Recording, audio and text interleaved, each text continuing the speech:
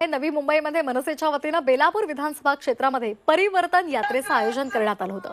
शिक्षण, आरोग्य, रोजगार या विषयांना घेऊन मनसे शहराध्यक्ष गजानन काळे यांच्या नेतृत्वामध्ये यात्रेला वाशीमधून सुरुवात झाली।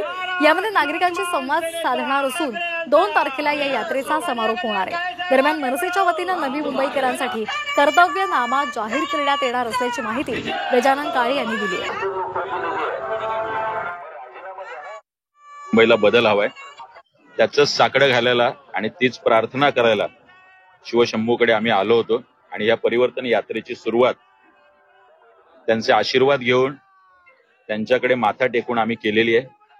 विविध ठिकाणी विविध सभा, रॅली, पदयात्रा, बाईक रॅली, इथल्या सगळ्या बुद्धिजीवींना भेटणं, या यात्रेच्या 2 तारखेला आमचा एक कर्तव्यनामा आम्ही निश्चितपणे या 8 दिवसात नवी मुंबईकरांना काय हवंय, बेलापूर विधानसभेतल्या मंडळींना काय हवंय, या सगळ्या प्रश्नांवर एक कर्तव्यनामा 2 तारखेच्या समारोपाला आम्ही निश्चितपणे मांडणार।